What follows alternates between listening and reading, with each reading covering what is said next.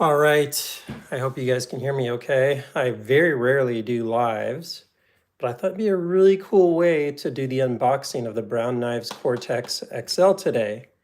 If you're having any trouble hearing me, please let me know in the chat.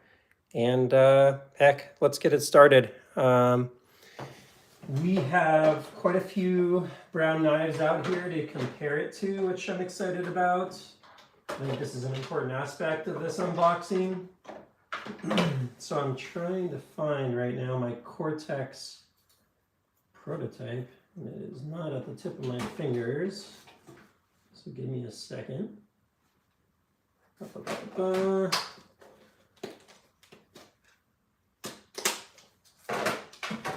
you know my collection of brown knives, you know that, hey, what's up? How's it going, crew? You know, it can be hard for me to find all the brown knives that I have, so bear with me. So what I want to get out is the Cortex prototype. I feel like that's a key one for this, but where did I put it? Oh, it's right here. Sorry. I found it. Don't want to lose Brown Knives Cortex Proto number 1. All right, so on this side, we got the Brown Knives Cortexes. You can see this one's all wobbly because the V1 Cortexes had these huge pocket clips. The V2 had a much shorter pocket clip, like it wasn't as tall here. So these V1s are a little funny to even just sit down on the desk. But let's get cutting. Let's open this sucker up and see what we think. On this side, I thought it'd be cool to have, this is prototype number 1 for the FSD full size, prototype number 1 for the mini FSD, just another one, prototype number 1 for the mini FSD-I, and mini FSD-I number 107, nice Damascene steel. So we've got some like really good brown knives comparables here. I'll bring out some other knives for comparing, like the Rosie and the Lamia. I think some of the things that this Cortex XL competes with. And let's see what we think. So it looks like we got a little over 10 people, and it's time to go into the box. The big question is, of course, what knife do we use to do that with? Well, of course, I'm going to use its most recent older brother, I guess. Older sister, who knows? The Mini FSD-I will be doing the honors here. Let me get this set up in a way where my personal info isn't shown, especially on a live. And we will get into it. All right, unboxing begins. Always get your tactical peanuts when you buy a knife from Craig. He packs them all the same, at least all the ones that I've bought directly from him. So I'm just pulling this out of here. And there is the box. He doesn't put any receipts in his boxes, for those of you that don't know or haven't been able to land one directly from a drop. So that's all you really get is a USPS small flat rate box with some tactical peanuts and your knife. What's up, Nick? And now you get to join me in enjoying this first view here. For those of you that don't know, when Craig was looking to make this knife, I had the privilege of getting to go over and show him some of the old Cortexes, because few people know this, but Craig's not a big knife guy. He's a big engineer, but he doesn't just keep around old knives. He's not, doesn't seem, I should say, terribly nostalgic. He's an engineer that makes knives for a living, as opposed to like a knife guy that makes knives for a living. And I think there's a difference. And so I got to bring this little set over here by, actually there's a different one at the time. I had number 396. This is number 136. But at the time I had number 396, which is a Damascus one. And that was the one I brought by. But he got to just check it out, make sure he liked some of the things about it. And if you get to see this shortly here, you'll see from what the rest of us have noticed, I think, that there's a lot of design cues between these two knives that are represented here. So let's take a look and see what we think. All right, first impression, a little bigger than the mini FSD and definitely smaller than the FSD. That's the first impression. It may not quite look like it. In fact, I think it's probably lighter, but the overall surface area looks like it's bigger to me than the mini FSD. We'll get a weigh-in and everything today. And then just move this into the screen a little better. There we are. Craig's been including this tool to get into the knives with. Got a MagnaCut Cortex XL, serial number 1. Let's get into it. I'm assuming there's nothing here. We'll just double check, but all right. The moment of truth. All right. Calm thy hand and behold the new brown knives, Cortex XL. Immediately notice it's a little bit lighter than the mini FSDI. Ooh, thinner. The scales are much thinner. The lock bar is positioned further up, so the mini FSDI is about right here. This is significantly further up. Ooh, very crisp. Very thin in hand. That's the most noticeable thing I like really quickly noticed right away versus the mini FSD I is it's thinner in hand. It is fully gravity drop shut from what I just saw there. Thumb flick is fantastic. I do think like one of the things I don't love about this model is that there's not like a top to the fuller. So when you get in here, you kind of have to go sideways. Like you can kind of go straight out, but it's a little less predictable. But yeah, the first thing I noticed is very different than the Cortex in that it's extremely flat. The Cortex had contoured scales. So it almost feels less like the Cortex than it does like the mini FSDI, I think, or the mini FSD. So you can see the contour here on the Cortex. It's much wider. It's actually wider than the mini FSD and mini FSDI. A really nice relief here to get to the lock bar that you don't see quite as big on the other side, I'm noticing.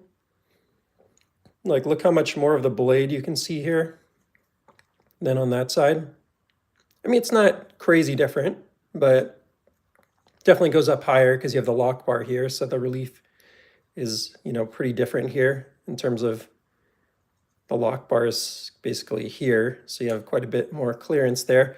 I haven't even gotten to try this new flipper tab. Ooh, that is much, I like that a lot more than the original Cortex. I think it's positioned in a much better way. I'm having a little double clutch experience there. So I am, the blade has a bit of a flat spot there that hits your hand. So you have to really, maybe you can even just go a little lower on this lock bar to get out of the way more. But that does land on your fingernail a little bit. Really nice detent. Yeah, there's something slightly different. I'm trying to place it on the action. Let me just get one of these more standard. Let me get this guy. Yeah, it's a totally different tone, I think, because this has hollowed out scales. In a minute, I'm going to start taking some of your questions if you have them and stuff. I'm just trying to experience this here and kind of share my thoughts. And then I'll open it up to your questions. But yeah, because it's not hollowed out, it has it's like a higher pitched ting. Is it hollowed out? Like the lock bar you can see is a little bit there, but yeah, it's generally, oh, he brought back the Cortex brain. Look at that. It's pretty cool. So on the old Cortexes, he had that picture of the cerebral cortex. And what does it say there? Let's see if we can get in. Zoom in a little bit.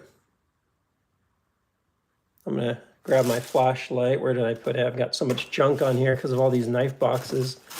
Where did my flashlight go? Sorry. Let me zoom back out. How do you zoom out on live? Not even quite sure, to be honest. That's probably not the right way to do it, but sorry. That's what we're doing. Blade shape. Oh, a little bit of jimping up here. Did these guys have jimping? Yeah, the jimping's different. The whole blade stock thickness feels thinner, by the way. It looks like it is thinner versus the Mini FSD and the Mini FSDI. So you can see that right away, just looking at it from the top side there. Much thinner blade stock. So that's interesting. Where's my flashlight? I had it a minute ago. My desk is a mess. I've been on vacation this week and I just let it totally get out of hand. Let me see if I can find my flashlight somewhere. If not, I'm gonna have to maybe just take it off screen to read what's on the inside there. All right, on the inside it says, it has the serial number. It says, it has the brain and it says XL. So that's interesting. And then what do we have? Do we have something under the pocket clip now? Or is that gone? Yeah, I don't see any engraving under the pocket clip this time. Pocket clip is smoothed out underneath. So if anyone was questioning that, the pocket clip's a little lighter than before. It's a little thinner. Let's get a top view of that. So yeah, it's noticeably less strong. I think these were a little too strong. Noticeably less strong, like in a good way, I think, where it'd be much easier to get in and out of the pocket. This knife feels very optimized and designed for getting in and out of the pocket. I'm gonna give it a try. Oh, so easy. Now it feels like it'll slide out of the pocket a little easier, but that's nice. Let's jump into some stats. I know a lot of people have had questions on stats on this knife. And let's compare it to some of the others in the family, because we're now 12 minutes in and I haven't done any measurements for you. Again, now just can't even find my, here's my, at least we're able to find this guy. Make some room. Really like the detent, it's very well balanced, but again, adjustable, I think, like his last few models. We'll see if we can take a look at that. Almost 8 inches. If you really go tip to tail, it's like 8 full inches. If you kind of, depends where you draw the line, but you could say 7.875 to 8 inches in length. I like how the forward choil is well integrated there. Looks very useful and usable without a lot of risk, but it is very thin there. So like, it's not a great place. Like it's very, very thin. It feels a little sharp on the front finger, to be honest. The overall big difference that you'll notice on this right away is it is way thinner and thinner feeling in hand than the most recent models that he's been putting out. So let's give it a weigh-in, because one of the benefits of thin manifests itself in the weight. Oh, sorry, I'll get the blade length as well. Boom, 3.715. So quite a bit. Yes, is a nice tape measure. Do you have any FSDs have lock rock? If they do, it's usually that you just need to tune it. So none of mine do. Lock rock, I mean, you get a tiny bit just based on the design, but usually it's a poorly tuned FSD in my experience. Not everyone knows how to tune these, but if you tune them correctly, you should not have lock rock, at least nothing significant that regular usage would not be an issue. So let's compare that on weight. Let me grab a standard Mini FSDI. This is number 10 right here.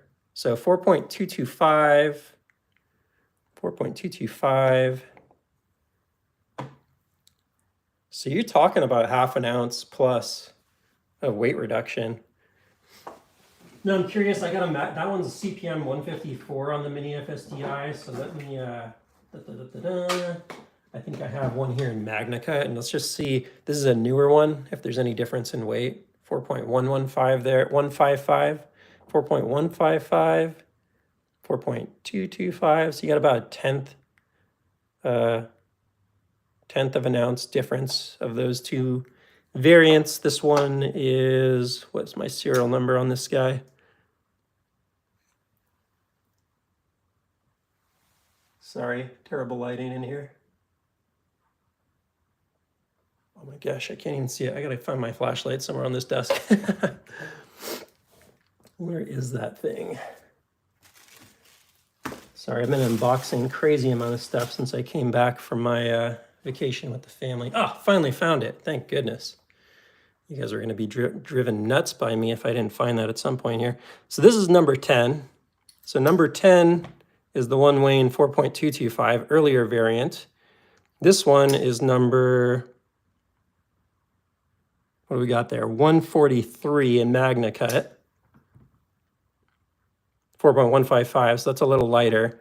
Let's just see what prototype number 1 was. This is prototype number 1. It's a little bit of a one-off. So that's pretty similar, 4.255. And then you got sorry, let me get that light off. 3.7. So that's a pretty significant difference there, but I gotta say I like the feel in the hand a lot more on the Mini FSDI. Now let's compare this a little bit to the Cortex.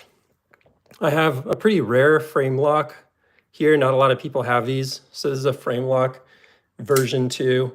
Really nice example of a Cortex in my opinion. And that one is 3.090. So this is definitely more XL. Let's do a little size comparison. So not a ton more cutting edge, but definitely just a bigger knife.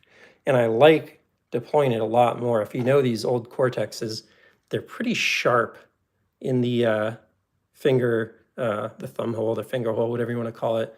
So I really like this fuller a lot more than the original Cortex. So we had 3.090. Here's a prototype number 1 Cortex, 2.68. So definitely a lot lighter on that. This is a bolster lock, kind of like the new one. Would you call this a bolster lock or a liner lock? This is a liner lock, sort of an inset liner lock, I guess.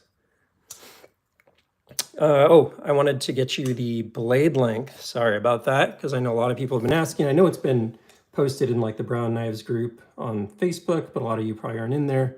So 3.4 inches, I would say, with just over 3 inches of cutting edge, 3.1 inches of cutting edge. You have a really big choil there.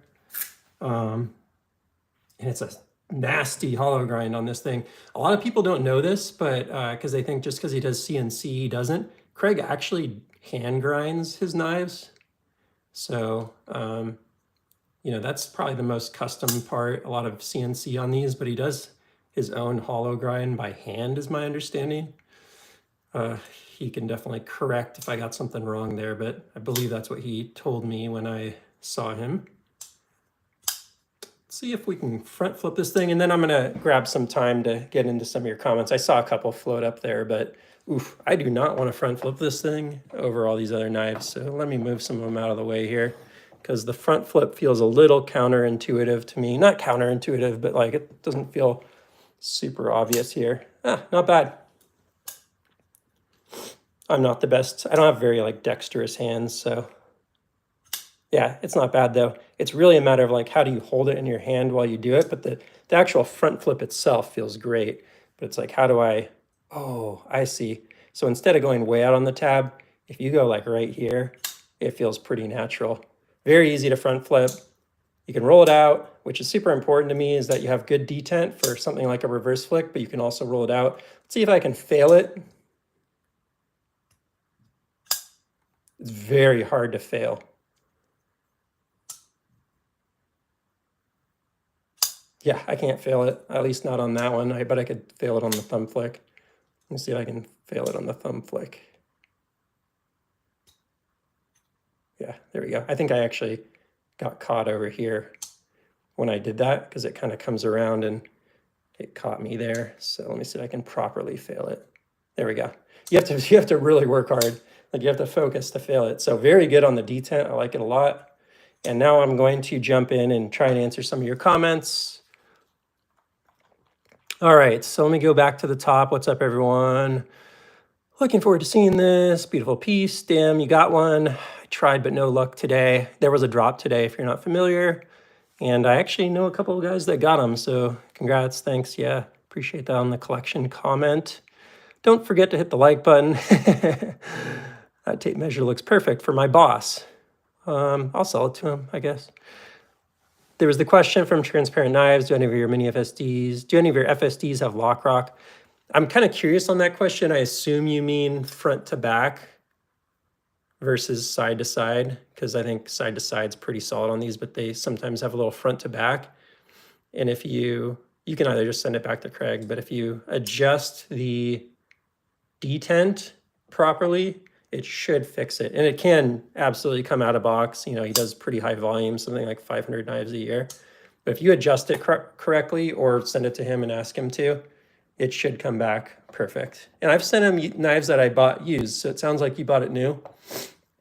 Craig should have no issue hooking you up on that and taking care of you. But he'll even do that for you on a used knife that you buy, assuming you're not like modding it or doing something crazy. So yeah, really good support. Sometimes, you know, he's busy, so it's sometimes a little harder to get a hold of him, but once you do, he takes care of people. Just use the process he mentions on the website, send him an email versus trying to like hit him up on some random channel or whatever, and hopefully he'll take care of you. I have heard people say it takes sometimes 2 or 3 notes or whatever, but he gets it done. And when you do send it to him, like I've had almost every one of my knives back within a week, which is awesome. What's up? 3.68 ounces question. Gotcha. If I learned how to tune, I could fix it, but I'll let Brown do it. Totally agree with that. Monochrome look, love it. Inset lock. Just got my Mini FSD 293. It's my absolute favorite knife. I love this knife. Like, here's proto number 1. Look at that. That's proto number 1. And this was a totally new design. This thing has perfect lockup, drop shut action. You'll notice the flipper tab on mine's a little bigger because proto number 1 had a quirky one-off flipper tab. But that's what we got here is, let me just get my little flashlight back out. P1 Mini FSDI. Let me kind of jump back in here and see what other questions you might have. Could you compare thickness to the FSDI? Yes. I don't have calipers, so I'm just going to kind of show it to you. Let me use a more standard Mini FSDI for this. That is a Mini FSD. This is probably the best way for you to tell because the angle I have my camera set up. And then I'm going to put them back to back in a second, but first I just want to show you side by side. I can try and do it with my tape measure, but it's not, this is not a scientifically acceptable way to do it. So you can kind of maybe see there where it is on the tape measure here. So it kind of goes out to this line, this bigger line here, about the ½ inch mark. Again, terribly unscientific, so kind of embarrassing, but look how much thinner that is, right? The other one went out basically to here. So you're talking about like a 20 to 25% thinner knife on this, which is great because I think like one of the things that I compare this to is the Oz Roosevelt. One of the things people love about this knife is just how light and thin it is. And I feel like he's hit a lot of the benefits of this knife.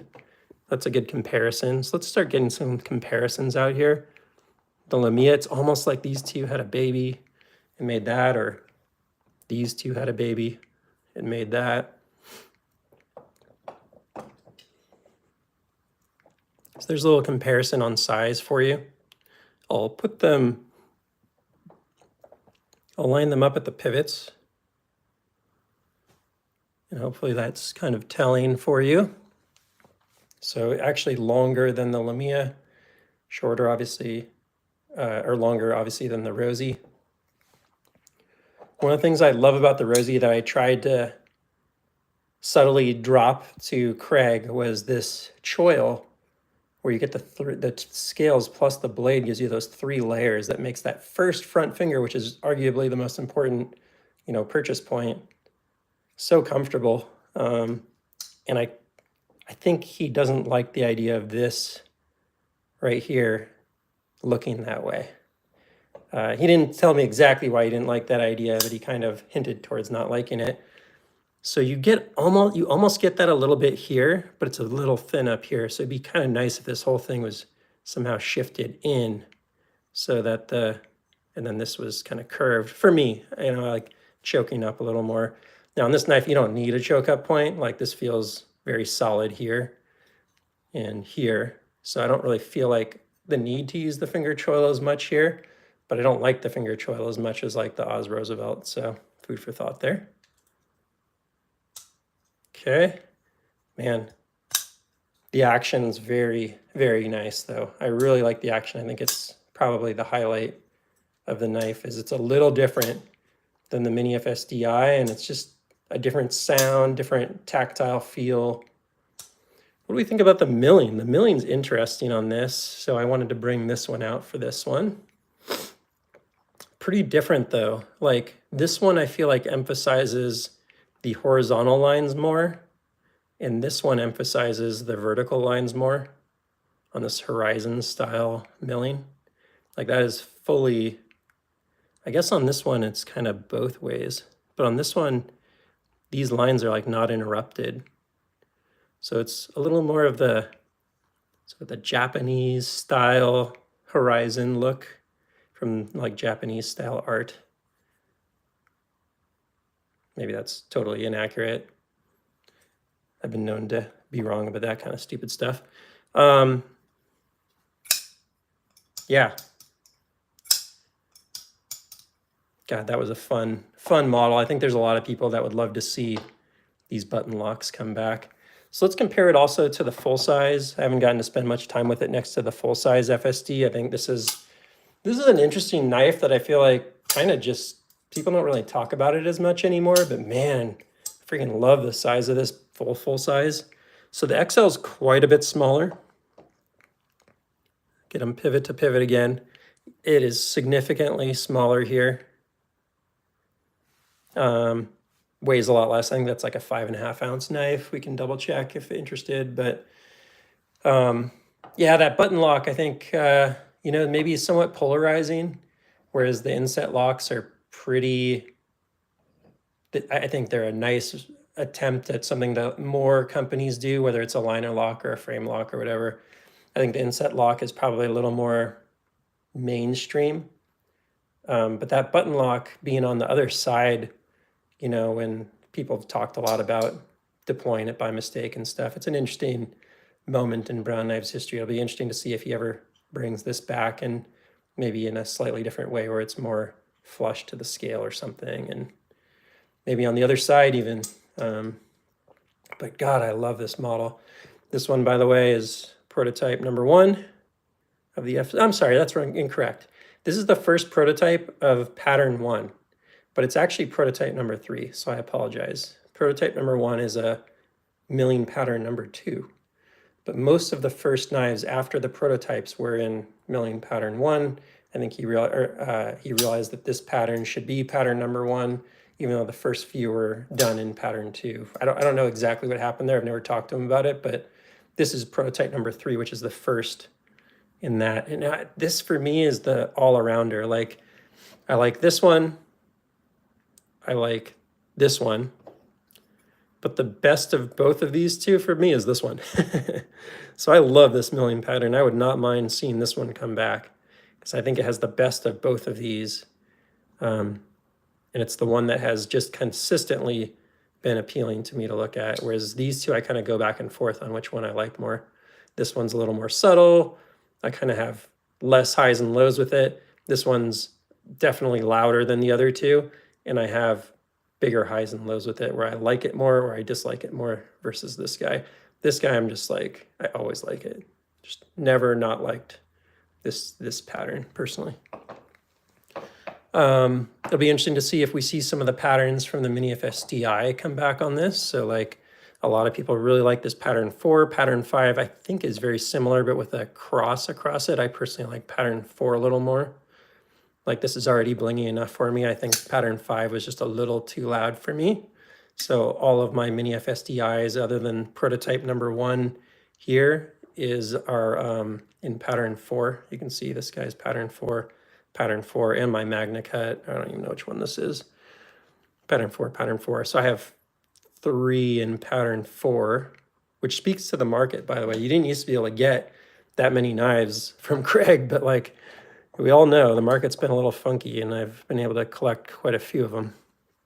So Put those there. What else can I compare it to for you? Many people that might be watching this, and I know we're now 30 minutes in, so probably they've dropped, but bug out sizing.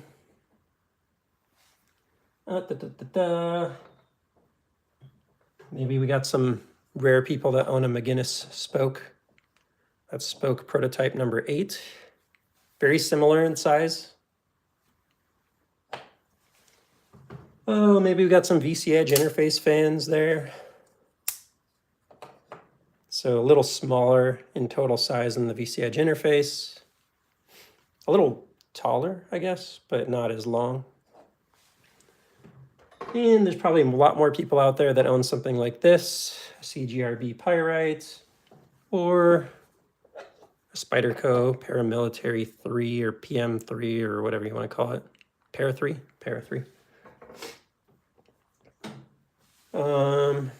Yeah, hopefully there's some good comparables there for you. I'm going to go back into the comments and see what's up. Dan, do you like the Cortex XL over your original Cortexes? Hey, Scott. Yeah, like all around, yes. There are things I like more about the original Cortexes. I find that the closing action is a little better on the original Cortexes. They didn't have the locking mechanisms pretty different, and it's shorter travel here. So they didn't have as much of that, like that doesn't swipe outside of the scale and catch your finger. So the closing action, I like more here. The opening action, I like more here. And the feel in hand is kind of a trade-off. These are more contoured but thinner, kind of a steak knife feel in hand. And this is very flat, more of like a rosy feel, but very thin. So like it'd be kind of cool if you actually did a contoured scale version of this. I think that would be a kind of a good throwback to the Cortex. I think a lot of people would probably like that, but it's very thin, narrow in this way in hand, but thicker this way. So I kind of like the feel in hand a little more on this because of the size, but more on that in terms of like the edges. This one's a little more hot spotty than that guy is. And then again, you can see here when I'm opening it, how that kind of passes into the path where my thumb is. And I'm getting a lot of double clutch when I go to close it. But it's drop shut enough now that I've done it, 20, 30 times here.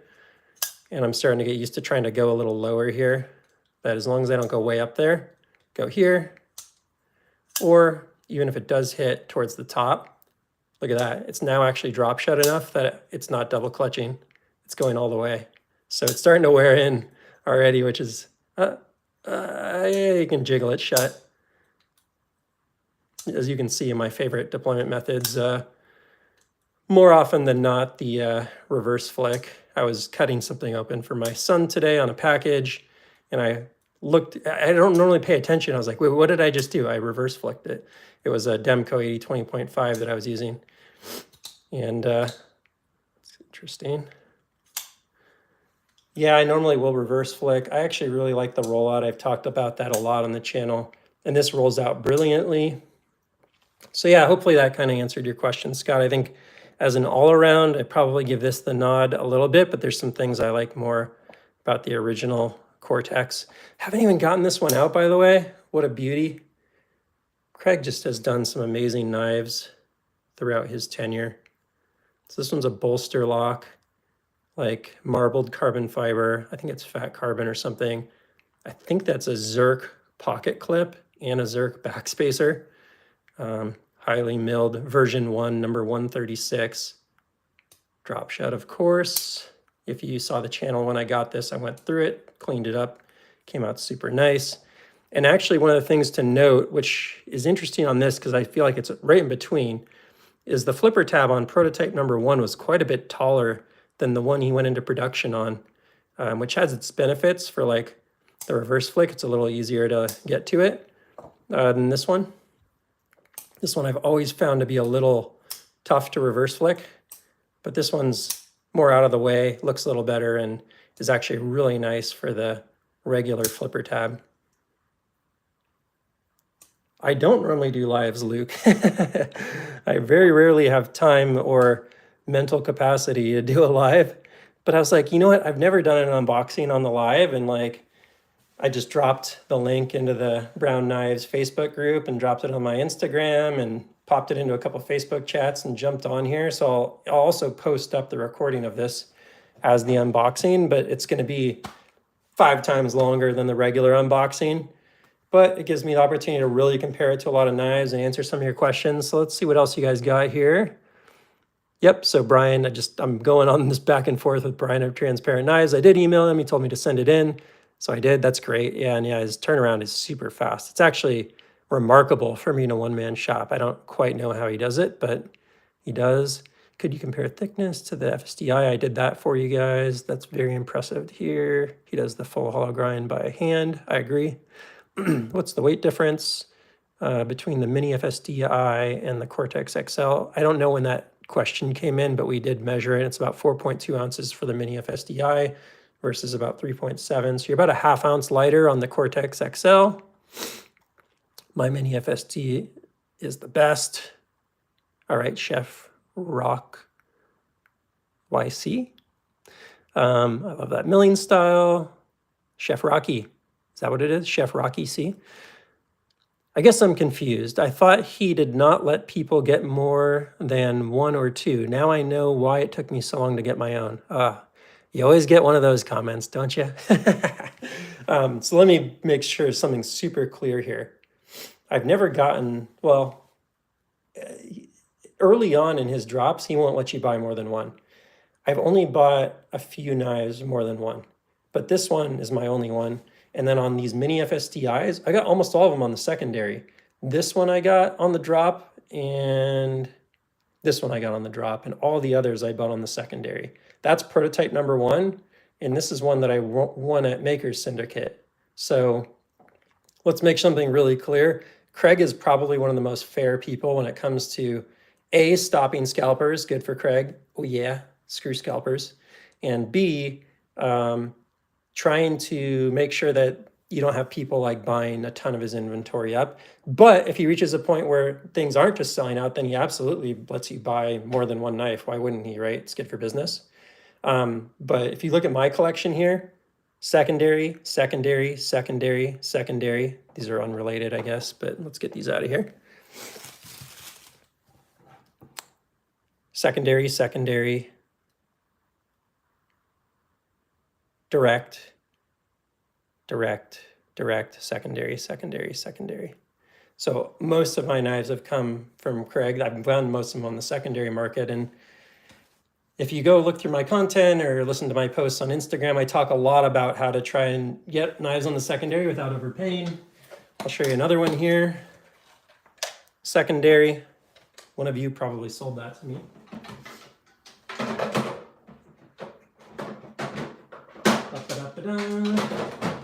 What do we have here? Secondary. That one's 20 CV. This one took me like a year to find, actually. That's number 31 in 20 CV. You can tell by the button on version 1. I don't know if he called them version 1, but the earlier ones versus the later ones, the buttons are the dead giveaway. I think it was like number 70 or 80 maybe where he started doing these hollowed out buttons. The jimping's also a little different from different ones, but secondary, secondary. What else?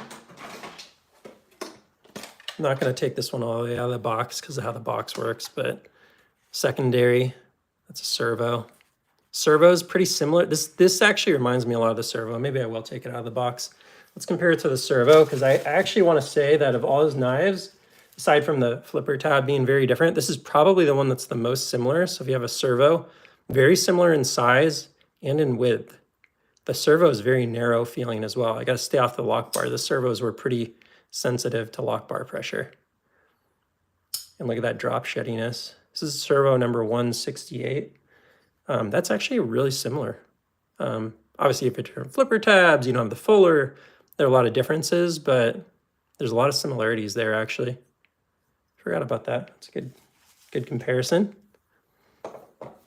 And you want to go way back, one of the hardest knives, and actually probably the second most expensive knife I have from Brown Knives to this one that I got in the secondary is Brown Parabolic number 12. This is the 12th knife that Craig ever made, and I think it's the only one he ever made with a hand-rubbed satin blade. Super quirky. I would not recommend getting this as like a knife so much as I got it as a collectible. Very quirky knife, integral. I should show the integral. You can't show the parabolic without showing the integral. This thing is a freaking paperweight though, man. Boat anchor. Funky, funky knife. What else do I have? Oh yeah, here's another one, secondary. Got this one on Reddit. I get most of them on the Brown Knives Facebook group. Reddit, Blade forums. Ooh, that's an LHCX version 2. This one's number 264, I want to say. Yep, number 264, carbon fiber. Nice little Damas steel blade. Yeah, can you believe that? Craig's first knife he ever made was an integral. Crazy guy. And he did it on some like very low budget CNC. Like, and in fact, I don't think it was even a CNC. I think it was like some sort of mill. This is LHC number 1. So I got that on the secondary. LHC number 1, super cool inlay there. While we're at it, might as well just go deep. This is LHC prototype number 3 of the LHCs. This is one of the most similar in design to this Cortex and this Cortex XL. Just a frame lock. You could see that last LHC version 2 was a bolster lock. How is it you don't know me? I mean, do you go by Chef Rocky? Is that your given name by your mother? And then my last one, I think, is Exponent number 6. And this one is, God, I really don't want to do this over the other knives, so I'm going to deploy it over here. Pretty crazy that was a factory finish on the blade. This is actually not the factory pocket clip. I have a different pocket clip that was original, and I think Craig did this though. But I'd have to ask Craig. Drop shut. That was his third knife. His second knife was drop shut. So let me read through some more of your questions here.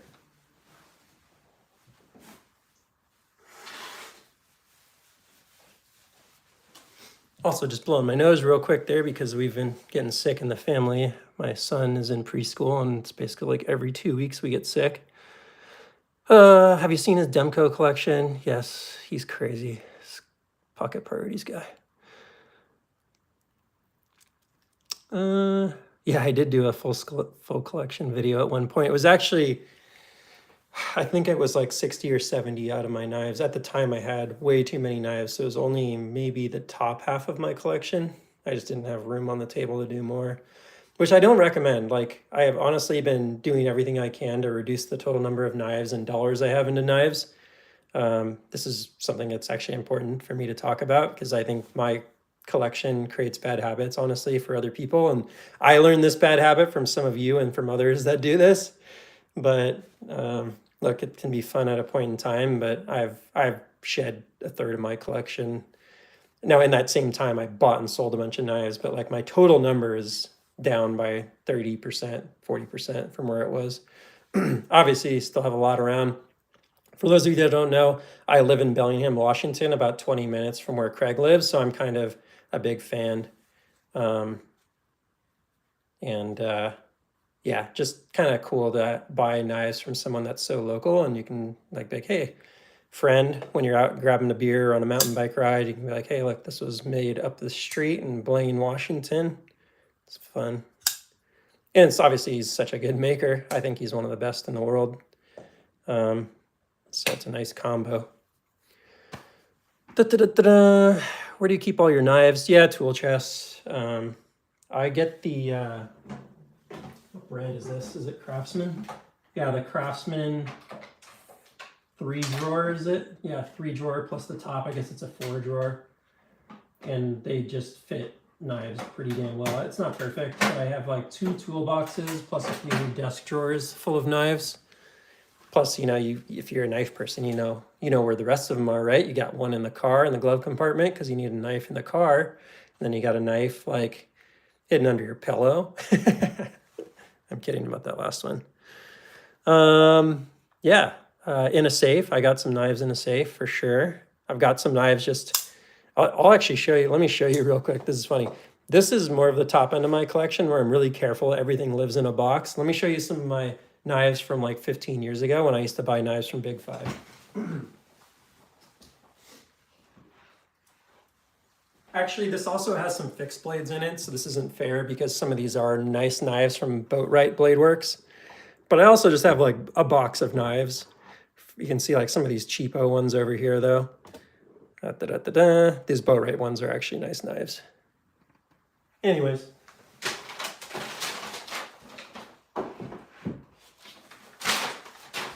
All right, putting that back, coming back. What else do we got? Hope Craig makes it. Trip to Maker Syndicate. Yeah, he did a really nice job, I felt like, last year at Maker Syndicate. I liked his combination of first come, first serve and auction. The story, by the way, behind this, because a lot of people are like, that knife wasn't there. That's true. So the story behind this was Craig had 4 Damasteel blades for Maker Syndicate. And he only finished 3 of them. And then, you know, I was like helping him out with the auctions and stuff. And then I basically won this one. And I go back to my flight to go home. And, you know, he still had to finish it. And I'm talking to him like, yeah, you know, I don't really love the Timascus. Like it's great, but like it's not really my style. He's like, hey, I've got this stock that will do 2 inlays out of Zlatanox Damascus. And so this knife is actually quite a bit heavier than the others. Not a lot, but like maybe half an ounce heavier because it has a Damascus inlay instead of titanium. So that is all steel instead of titanium, which added, I don't know, 0.4 ounces or something like that. But I just love the look. It's kind of like, because I was actually originally talking to him about doing the Damasteel without any inlay. And then he's like, dude, what about this? And I was like, yes, I'm very interested in that. And I thought the result is pretty spectacular here. So that was one of my 3 knives I ended up with out of Maker Syndicate. This is kind of a cool one. I don't have many anodized knives, as you can see. This one's been in the collection for a while, though. I got it new in box from a guy I made friends with off of Reddit. It is number 1. What is that number? 189. And it just kind of pops. So actually, this just made me realize I don't even have a pattern number 2 anymore, which is kind of funny because I always liked having one of every pattern on his knives, especially the FSD. But I actually don't have a pattern 2 these days. So I kind of traded that for my favorite pattern here in the 20 CV because I only have so much room for these things and money. Good job, Coach. Your collection is top notch. I think I know who you are then. Collection is mind-blowing. Keep it up. 2 things are certain. Craig makes great knives and your collection is legendary. Thank you. It's legendary. You know, like I don't know what the term is for legendary, but there's like famous and infamous. I feel like there's some negative aspects of having a collection like this and some positive aspects. So sometimes I'm proud of my collection and sometimes I'm very not at ease with the state of my collection and feeling like I need to either reduce it or change it or whatever. So I'm probably like 1/5 as active as I was if you were following me a year ago. I was buying and selling so many knives and I've transitioned a lot of that time into work and family. But it was a fun journey and it like helped me learn a lot and connect with people, more importantly. So I made a lot of relationships with some of you all and others that helped actually allow me to do less work collecting while even getting better knives, which has been really fun. Dan, did you put insurance on your collection? That's an interesting question. I'm trying to decide if I want to answer that publicly. I don't have insurance on my collection, but it's an interesting point because if my house burned down, that would be a significant loss. It's considerable. Yeah, that's an interesting point there. I'd probably go look into it. That'd be what I probably would look into, Dean, would be a blanket policy that gives me insurance on other stuff as well, but would include this, as opposed to like, you know, you have sometimes like insurance for like a ring or something specifically. I'm curious if you can even put there, yeah, I'm curious if you can put there in the comments if you're looking at a blanket policy, or what's the term for that, an umbrella policy, or one specifically for your knives. So be curious to hear how you're going about that. FSDI number 92. Yeah, I know, Paul. So Paul was buying number 92, my Timascus inlay one, and the only knife I've lost, shipped over 300 knives before that happened. The only one I've lost. I do 98, 99% of my shipping over USPS. And I shipped it like right after the holidays. So you have a lot of, you know, even after the holidays, you actually have very high traffic. Like the traffic doesn't go down much after Christmas because people are still returning stuff.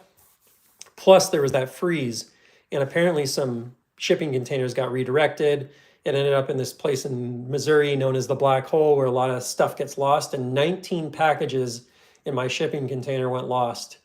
And Paul didn't get number 92. So some folio out there is probably dinking around with that thing thinking it's like a $100 knife, and it's like a $1,300 knife.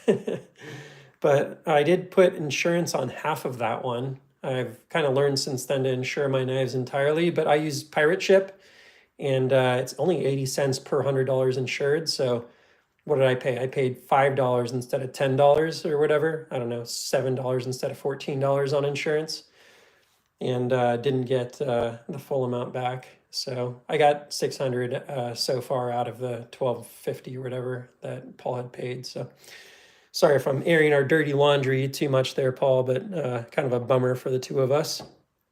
Only knife I've lost though in shipping, knock on wood. I do not want to have that happen again. I know a couple of guys that got policies just on the knife collection. Yeah, be interested to know more about that. I'll have to take that one offline. You know, I think that's pretty much it. Unless there are other questions that you all have about these knives, that's coming on an hour now for this unboxing. Really appreciated the participation from you all, jumping in last minute. Looked like at the peak we had like 40 or 50 people join, so that was really cool. If you have questions, I'll do my best to answer them offline. This is not my profession, so I try not to spend too much time on it, but if I'm the only person in the world that can answer it, if you hit me up on Instagram, it's probably the best way to get an answer from me on something that you just have a technical question or a thought question. Some people ask me questions about what should I pay for this. I try not to spend too much time doing that kind of Q&A because honestly, I just waste so much of my time if I answered all of that for you all. But you know, as we make friends, I've certainly taken some of those questions and done my best to answer them to the best of my ability. I'll give it one last point before I shut this down, which is for me, I do my best to not pay over table price on the secondary, because I think buyers are actually the people that drive up the market. The scalpers are going to scalp if they can, but the buyers define the market. Now, rarity also defines the market, don't get me wrong, but man, we have to do a good job as buyers and sellers, of course, holding you accountable too, to not drive up that secondary if we want to be able to own more knives, right? Like you cannot buy as many knives if secondary prices are higher. So yes, I understand that there's emotion that goes into making decisions and drives the prices that we try and pay for knives and so on, but man, we are all accountable as buyers to make smart decisions and not go click buy it now on eBay for some fool that's charging $1,300 for an $850 knife. Like, I made that mistake. I did it myself. I was new to the hobby and didn't understand things and didn't understand that I was basically creating the problem by I became part of the scalping problem by being a buyer, right? So I will still pay a little bit over table here and there, you know, things happen, but I try very hard to buy and sell the knives that I have at or below table, you know, maybe a little bit above. I never was like crazy, like I'd never pay like double table for knives. But I got up there a little bit on like shams. I paid $1,700 for an $1,100 sham. So we've all been there. But I won't rant too much more on that topic. Aside from that, really appreciate again the participation. Hope you enjoyed this. I'll be doing more videos on this knife. I'm gonna go spend some time with it. I'm gonna carry it. Super appreciative to Craig for getting this in my hands. And hope you enjoyed it. Sorry I couldn't really show the inside there. Let me do maybe one last thing here, which is now that I have my flashlight, I'm gonna try and show you the inside here, if I can, because this is where he's now locating the serial number and the blade steel. So you see the M, wait, am I reading that right? Yeah, M for MagnaCut and 001, number 001. So that's where that is now. Then you got on this side, the Cortex, and there's an XL engraved next to it. Sorry, again, it's very hard to do this on a live and like zoom in properly and stuff. But I'll do some more, I'll do more content on this and more thoughts. All right, everyone. Hope you have a very good night. Thanks again for participating, and all of you take care.